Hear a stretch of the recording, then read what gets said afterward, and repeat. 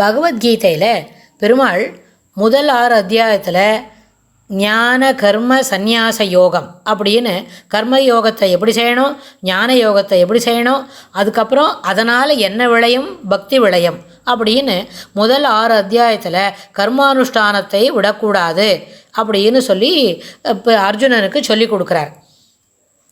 அடுத்த 6 அத்தியாயத்தில் 7லேருந்து 12வது அத்தியாயம் வரைக்கும் பக்தி, அதாவது எப்படி பக்தியை செய்யணும், எதை செய்தால் பக்தி வரும், எதையெல்லாம் செய்ய வேண்டியது அத்தியாவசியம், அப்புறம் இது எல்லாத்துக்கும் மேலே இந்த உலகத்தில் எல்லாமே தன்னுடையது தான் சொத்து, எல்லா இடத்துலையும் தான் இல்லாத இடமே இல்லை, அப்புறம் சூத்திரே மணிகணானிவ, அதாவது நிறைய மணி இருக்குது, அந்த மணி எல்லாத்துலேயும் ஒரு நூலில் கோக்கணும் அப்படின்னா 100 மணியாக இருந்தால் கூட அந்த நூலில் கோத்திருந்தா முதல்ல மணி தான் தெரியுமே தவிர நூல் தெரியாது. அதுபோல் பெருமாளிடத்தில் இந்த உலகமே என்ன பண்ணியிருக்கு, அதுக்குள்ளே ஐக்கியமாயிருக்கு, அடங்கி இருக்குது. அதனால் பெருமாளுக்குள்ளே இருக்கிறதுனால இந்த உலகத்தில் இருக்கிற எல்லா விஷயங்களும் பெருமாளுடைய சொத்து தான் அப்படின்னு. ஸோ அந்த அடிப்படையில் அதுக்கப்புறம் 7வது அத்தியாயத்தில் அப்படி சொல்கிறார். அதுக்கப்புறம் 8வது அத்தியாயத்தில் இந்த ஜீவன் எப்படி பெருமாள் அடையறதுக்கு போகிறது, அதாவது தட்சிணாயனம் அந்த சமயத்தில் போனால் அந்த ஜீவன் எங்கே எப்படி போய் சேரும், உத்தராயணத்தில் போனால் எப்படி சேரும், மின்னல் யுகம் அப்படின்னு ஒரு உலகத்தில் என்னெல்லாம் கிடைக்கும் அப்படின்னு அந்த ஜீவன் எப்படி ராத்திரியில் போனால் எப்படி பயணப்படுறது, வெளிச்சத்தில் போனால் எப்படி சுக்லகிருஷ்ணே கதிஹீதே ஜெகத சாஸ்திரே அப்படின்னு எந்தெந்த நேரத்தில் எப்படி பயணப்படுறது அந்த ஜீவன் அப்படின்னு சொல்லி கொடுக்குறார்.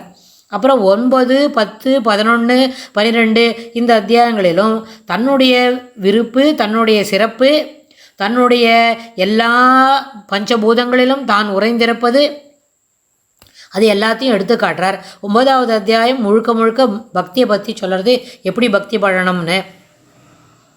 10வது அத்தியாயத்தில் தான் எங்கெல்லாம் விரிந்து இருக்கிற இந்த உலகத்தில் தான் எங்கெல்லாம் உறைந்திருக்கிறோம், ஏகாம்ஸ்தேன சிதோ ஜெகத்து, அந்த சிதோ ஜெகத்துன்னு சொல்கிற விதத்தில் தான் என்னுடைய அம்சங்கள் எங்கெல்லாம் விரவி பறந்து கிடக்கிறது சொல்கிறார். அதுக்கப்புறம் அர்ஜுனனுக்கே இப்படி கேட்டவுடனே கொஞ்சம் வருது, இன்னும் கொஞ்சம் காட்டித்தாயேன் அப்படின்னு சொன்னோடனே பெருமாள் அவனுக்கு விஸ்வரூபத்தை காட்டித்தரார். விஸ்வரூபத்தை காட்டின பிறகு தான் அப்போ சொல்கிறார் பெருமாள், காலோஸ்மி லோகக்ஷயக்கிறது, இந்த பாரு காலனா, இந்த சமயத்தில் நான் காலனா இருக்கேன்னு சொன்னால் என் வாய்க்குள்ளே எத்தனை ஒளி பிழம்பு, தீப்பிழம்புக்குள்ளே என்னெல்லாம் போகிறது பார், போயிட்டு ஏதானு ஒன்று திரும்பி வரதா பார், நன்னா தெரிஞ்சுக்கோ அப்படின்னு சொல்லி அர்ஜுனனுக்கு காட்டித்தரார்.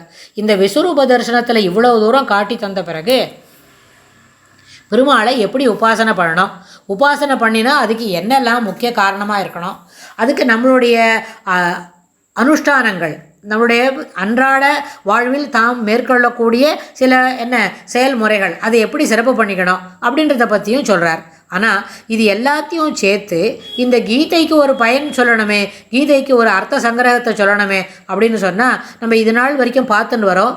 கீதார்த்த சங்கிரகம் அப்படின்னு ஆளவந்தார் அருளிய ஒரு ஸ்லோகத்துக்கு அவர் ஸ்ரீமன் நிகமாந்த மகாதேசிகன் அது கீதார்த்த சங்கிரக ரக்ஷை அப்படின்னு ஒன்று சொல்லியிருக்கார். அந்த ரக்ஷையிலேருந்து இருக்கிற அந்த தமிழ் பாசுரத்துக்கு நம்ம என்ன பண்ணுறோம், அதுக்கு பொருள் பார்த்துன்னு வரோம். ஆனால் இந்த கீதார்த்த சங்கிரகத்தில் ஆளவந்தார் சொன்ன கீதார்த்த சங்கிரகத்தில் அவர் என்ன பண்ணியிருக்கார், முதல் ஸ்லோகத்தில் இந்த 18 அத்தியாயத்தில் என்ன நடக்கிறது, என்ன பண்ணித்து அப்படின்னு சொல்லிட்டார். ஆனால் இது என்ன ஒரே ஸ்லோகத்தில் 18 அத்தியாயத்துக்கு நம்ம சொல்ல முடியுமா அப்படின்னு கேட்டால் அதுக்கப்புறம் இல்லை.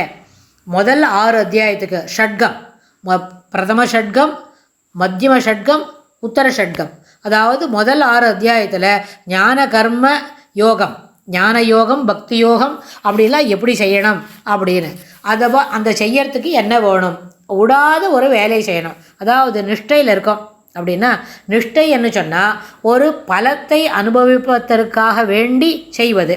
ஆனால் அனுபவிக்கிறதுக்கு பலன் வேணும் அப்படின்னு நம்ம ஆரம்பிச்சுட்டோம்னு சொன்னால் அந்த பலன் கிடைக்கிற வரைக்கும் அது விடாது செய்யணும். பகவத் அனுபவம் வேணும், பகவத் கைங்கரியம் கிடைக்கணும், பகவான்கிட்ட பக்தி செய்யணும் அப்படின்னு சொன்னால் அந்த பகவான்கிட்ட பக்தி செய்யறதுக்கு முதல்ல நம்ம நம்மளோட கர்ம யோகத்தை, அன்றாட செய்யக்கூடிய செயல்கள் என்ன பண்ணணும், சந்தியாவந்தனம் பண்ணணும், பெருமாளுக்கு வழக்கேற்றணும், பெருமாள் சந்தி கோலம் போடணும், பெருமாள் சன்னதியில் பூ வைத்து தயார் பண்ணி வைக்கணும் அப்படின்னு சொன்னால், இதுபோல் ஒரு கைங்கரியம் பண்ணுறதுக்கு ப்ரீஆம்பிளாக என்னெல்லாம் வேணுமோ அதை அத்தனை செய்து முடித்த பிறகு அந்த கர்மாவை விடாத செய்யணும். அது மாதிரி அந்த நிஷ்டைன்றது என்ன, ஒரு பலத்தை உத்தேசித்து செய்கிறோம் அப்படின்னு சொன்னால் அந்த பலன் கிடைக்கிற வரைக்கும் விடாது செய்து கொண்டே இருத்தல். It is a present continuous. இல்லை, you should continue to do it till you reach the goal. அது கிடைக்கிற வரைக்கும். அதே மாதிரி ஞானம் வரணும்னு ஒரு வேலை செய்ய ஆரம்பிக்கிறோம் அப்படின்னா அந்த ஞானம் முழுமையாக வருகின்ற வரைக்கும், முழுமையாக கிடைக்கிற வரைக்கும், டில் யூ அட்டைன் எ லிமிட், ஒரு லெவலில் வந்துட்டு நம்மளோட ஞானத்தை பற்றி நம்ம பேசுகிறதுக்கு முடியும். ஞானம் தட் இஸ் அறிவுபூர்வமாக சில செய்திகளை நம்ம தெரிந்து கொள்ளுகின்ற வரைக்கும் அந்த வேலையை என்ன பண்ணணும், தொடர்ந்து செய்யணும். அப்படின்னா அந்த தொடர்ந்து விடாமுயற்சியோடு செய்யக்கூடிய அந்த வேலைகளுக்கு என்ன பேருன்னு சொன்னால் அது ஒரு நிஷ்டை. அப்புறம் யோகம் என்று சொன்னாலே அது ஒரு விடாது செய்ய வேண்டும். மனமும் மொழியும், மனம் மொழி மெய் சொல்கிறோம்ல, மனமொழி மெய்யாலே அப்படின்னு சொன்னால் மனோவாக்காயம், இந்த மூன்றும் ஒன்று சேர்ந்து சின்க்ரனைஸ் ஆகி ஒரு லைனில் நிற்கும்பொழுது அங்கே யோகம் சித்திக்கும். அப்படின்னா அந்த யோகம் பண்ணும்போது மனசு அலபாஞ்சதுன்னா இங்கேருந்து இருந்துகிட்டே இருக்கும். அது சிக்காகோவுக்கு போகிறது, கொஞ்ச நாள் அங்கேருந்து நேர ஒரே தாவில் பத்ரிகாசிரமத்துக்கு வருது, அங்கேருந்து இன்னொரு தாவில் நேர திருக்குறுங்குடி போகிறது அப்படின்னு சொன்னால் அப்படியெல்லாம் போனால் யோகம் சித்திக்காது. மனம் கட்டுப்பாடுக்குள்ளே இருக்கணும். மனம் கட்டுப்பாடு இருக்கணும். மனோவாக்காயங்கள் மூன்றும் ஒரே இடத்துல இருக்கணும். மனசு மட்டும் போயிட்டே இருக்கு, சரீரம் ஒரு இடத்துல உட்காண்டிருந்தா அப்பவும் யோகம் சித்திக்காது. அதனால் யோகம் சித்திக்கணும்னு சொன்னாலே அதுக்கு ஒரு நிஷ்டை வேணும், பக்தியாகிற யோகம். அப்புறம் பக்தி செய்தலின் ஒரு ஸ்திரத்தன்மை இருக்கணும். கர்மயோகம் ஞான யோகம் எதானாலும் அதில் நம்மளுக்கு ஒரு ஸ்திரத்தன்மை இருக்கணும். ஆனால் நம்ம ஆரம்பித்ததுலேருந்தே நம்ம சேனலில் நம்ம எப்படி சொல்லிட்டு இருக்கோம், 9வது அத்தியாயத்துலேருந்து தான் சொல்கிறோம். அதாவது பக்தி யோகத்தை முதல்ல சொல்லி பார்க்கலாம்னு. இதுக்கு என்ன காரணம் அப்படின்னு கேட்டால், நம்ம வைஷ்ணவ சம்பிரதாயத்தில் ஒரு முக்கியமான ஒரு விஷயம் சொல்லி தருவா பெரியவாள்லாம், ஆச்சாரியர்கள்லாம். என்னன்னு கேட்டால், முதல்ல சரணாகதி பண்ணிவிடு, பெருமாள்கிட்ட என்ன வேணுமோ அதை கேட்டுனுடு. இப்போ என்ன கேட்டுடணும், நம்மளுக்கு எல்லாருக்கும் இந்த சரீரத்தை விட்டு இந்த ஜீவனுக்கு கிளம்பின பிறகு இந்த தேகவசான காலத்தில் முக்தி வேணும். பெருமாளுடைய பாதார விந்தத்தில் அங்கே போய் பெருமாளோட இருந்து அதை நான் அனுபவிக்கணும். சுவாமிக்கு அங்கேயும் போய் கைங்கரியம் பண்ணணும். இன்னொரு ஜென்மா வேண்டாம், இதை மாதிரி மனுஷ சரீரமும் வேண்டாம், திரியக்கா இருக்கிற சாதாரண சரீரமும் வேண்டாம். அதனால் இப்படி ஒரு கொடுப்பினை இருக்குது. ஆச்சாரியர் மூலமாக நம்ம சரணாகதி பண்ணிட்டோம். சரணாகதி பண்ண பிறகு அதற்கு அனுகுணமான காரியங்கள் என்ன, கர்மயோகம் ஞான யோகம் அதெல்லாம் பண்ணினா கடைசியில் கொஞ்சமாக பக்தி வரும். பக்தி வரும்போல இருக்கும். அதுக்கப்புறம் அதுக்குள்ளே காலம் முடிஞ்சிடுத்துன்னு சொன்னால் சுவாமி ராமானுஜர்கிட்ட தான் தேவாதிராஜன் காஞ்சிபுரத்தில் இருக்கிற அந்த பெருமாள் என்ன சொல்லியிருக்கார், அத்திகிரி அருளாள பெருமாள் வந்தார் ஆனைபரி தேரின் மேல் வந்தார் அப்படின்னு தேசிகர் சொன்னதில் அந்த பெருமாள் என்ன சொன்னார்னா ஒரு 6 வார்த்தை சொல்லி கொடுத்துருக்கார். அந்த 6 வார்த்தத்தில் என்ன, சரணாகதி பண்ணால் அகமேவ பரத்வம் அப்படின்னு சொன்ன பிறகு அதில் என்ன சொல்லியிருக்கார், நிச்சயமாக நம்ம என்ன செய்யணும், சரணாகதி பண்ணினா முக்தி கிடைக்கும், மோட்சம் கிடைக்கும்னு சொல்லி கொடுத்துருக்கார். அது எப்போ இல்லை, கர்மாலாம் தீந்து கடைசியில் இல்லை, தேகவசான காலத்தில் எந்த சரீரத்தில் இருக்கச்சே அந்த ஜீவன் சரணாகதி பண்ணுறதோ அந்த சரீரம் முடிஞ்ச உடனே அதுக்கு முக்தி கிடைக்கும் அப்படின்னு சொல்லி கொடுத்துருக்கார். அதை நம்ம என்ன பண்ணியிருக்கோம், நம்ம ஆச்சாரியர் மூலமாக நம்மளுக்கு கிடச்சிருக்கு.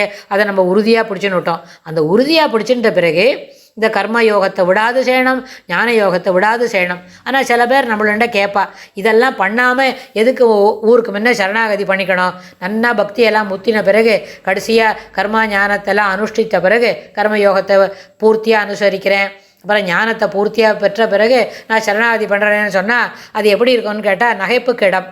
ஏன்னா சமுத்திரத்து ஜலத்தை ஒரு சின்ன கொட்டாங்கஜலை அள்ளி குத்திட்டு அதுக்கப்புறம் இறங்கி உள்ள அர்த்த கடைக்கு போகிறேன்னு சொன்னால் எப்படியோ அதுபோல் நம்ம இந்த சரீரத்தில் இருக்கிற ஜீவனுக்கு எத்தனையோ யுகாந்தரமாக அது மேலே என்ன இருக்குது, அது பாசி தூர்த்து இருக்குது. அந்த பாசி தூர்த்தத்தை நம்ம என்ன செய்ய முடியாது, இப்படியெல்லாம் இதெல்லாம் தெரிஞ்சு முடிச்சுட்ட பிறகு சரணாகதி பண்ண முடியாது. ஆனால் சரணாகதி பண்ணால் மோட்சம் கிடைக்கும்னு சொன்னால் இதுக்கு சுவாமியே உறுதுணையாக இருப்பார். ஏன்னா நம்ம தாயாரை முன்னிட்டு ஆச்சாரியர் மூலமாக தான் பண்ணுறோம். அதனால் தாயார் நம்மளுக்கு பெருமாள்ன்ற சிபாரிசு பண்ணுவள். அதனால் நம்மளுக்கு நிச்சயமாக இந்த மனசில் இருக்கிற கிளேசங்கள், சின்ன சின்ன விஷயங்களில் இருக்கிற ஒரு என்ன சந்தேகங்கள் அதெல்லாம் சுவாமியே விலக்கி தருவார், சுவாமியே அத்தனையும் நிவர்த்தி பண்ணி தருவார். அப்படின்னு சொன்னால் முதல்ல ஒரு குறிப்பிட்ட வயசுக்குள்ளே சரணாகதி பண்ணிடுறது. அதுக்கப்புறம் நம்மளுடைய முக்கியமான நாள் படத்துக்கு இருக்கே தினப்படி இந்த தேகவசான காலத்தை இந்த ஜீவனத்திற்கே இந்த journey of the life that has to be completed நடத்தின்னு தான் போனோம். அதுக்கப்புறம் என்ன ஆகும்னு கேட்டால் இந்த ஜீவனத்தை நடத்திக்கிறதுக்கு சுவாமியே உறுதுணையாக இருப்பார். இந்த ட்ராக் மாறாத வண்டி ஓட்டுறதுக்கு நம்மளுக்கு என்ன பண்ணுவார், துணையாக வருவார். அப்படின்னா இந்த கர்மாவை செய்யறதுக்கும் தைரியத்தை கொடுப்பார், ஞானத்தை வளர்த்துக்கிறதுக்கும் தைரியத்தை கொடுப்பார். அது ரெண்டும் ஒருபடியாக வளர்ந்ததுன்னு சொன்னால் பக்தியும் தானாக வளரும். அப்போ முக்கியமாக அதில் இதுக்கு நடுவில் ஒரு சின்ன விஷயம் தெரிஞ்சுக்கணும். அது சின்ன விஷயம் இல்லை, ரொம்ப பெரிய விஷயம். அது என்னன்னு கேட்டால் இந்த பரமாத்மா இருக்கிற ஸ்ரீமன் நாராயணன், இந்த ஸ்ரீமன் நாராயணனுக்கு இந்த சரீரத்தில் இருக்கிற ஜீவன் உள்ளுக்குள்ளே போயின்னு இருக்கே உயிர்னா, அந்த உயிர் அவனுக்கு தொண்டன், அவனுடைய சிஷ்யன், அவனுக்கு கைங்கரியம் பண்ண வேண்டிய எல்லா கடமைகளையும் கொண்டவன் அப்படின்றத நம்ம ஒரு விஷயத்தை சாதாரண நம்மளுக்கு புரியாட்டா கூட பரவாயில்ல, அப்படி ஒரு வார்த்தை இருக்குதுன்னு நம்ம தெரிஞ்சுனுட்டோமான அதை தினமும் சொல்லி பழகினா, அந்த சொல்லி ரோட் லேர்னிங் மாதிரி சொல்லி பழகினா கூட அதுவே நம்மளுக்கு மனதில் இருக்கிற கிளேசங்களை போக்கி தரும். இதுக்கு சின்ன உதாரணம், ரொம்ப ட்ரைவியல் அப்படின்னு சொன்னால், ஒரு சின்ன குழந்தை இருக்குது, 4 அல்லது 5 வயசு தாண்டி இருக்கும். அதுக்கிட்ட நம்ம என்ன சொல்கிறோம், நம்மாழ்வாரோட ஒரு பாசுரத்தை சொல்லி கொடுக்குறோம்.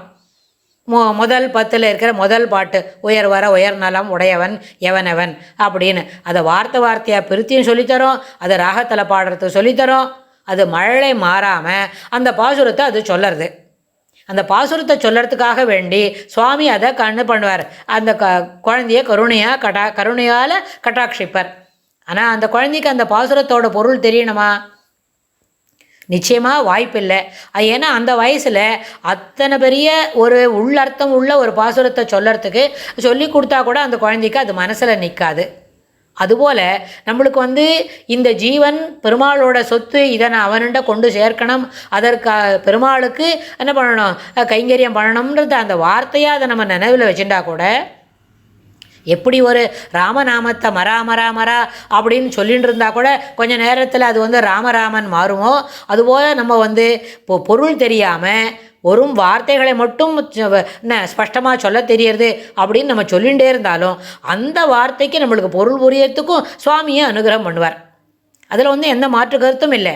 இதில் நம்ம என்ன பண்ணிக்கணும், உறுதியாக இருக்கணும். நல்ல ஸ்திரமான மனசோட இந்த எண்ண ஓட்டங்களை வளர்த்துண்டா அடுத்தது பெருமாள் இப்போ என்ன சொல்கிறார், அடுத்தது நம்மளோட கீதை பொருள் புரியறது பார்த்துட்டு இருக்கோம் இல்லையா, அதில் நம்ம இப்போ பக்தி யோகத்தை பற்றி பார்க்கணும். அந்த பக்தி யோகத்தில் பெருமாள் என்ன சொல்கிறாருன்னு கேட்டால், பக்தி சாதன மார்க்கங்களையும் பக்தியின் ஏற்றத்தையும் சகுண உபாசனைக்கும் நிர்குண உபாசனைக்கும் உள்ள தாரதமியத்தையும் உத்தம பக்தனுடைய லட்சணங்களையும் சுருங்க கூறி இதற்கு முன் கூறிய 6 அத்தியாயங்களில் விளக்கிய பக்தி சாஸ்திரத்தை இங்கு மேலும் சிறப்பாக விளக்கி கூறி தலை கட்டுவதால் இந்த அத்தியாயத்திற்கு பக்தி யோகம் என்று பெயர். அதனால் இந்த பக்தி யோகத்தில் பெருமாள் இன்னும் என்ன விளக்கமாக ஸ்லோகங்களை சொல்கிறாருன்னு நம்ம பார்க்கலாம் அடுத்த பதிவில். ஸ்ரீ கிருஷ்ணாய துப்யம் நமஹ.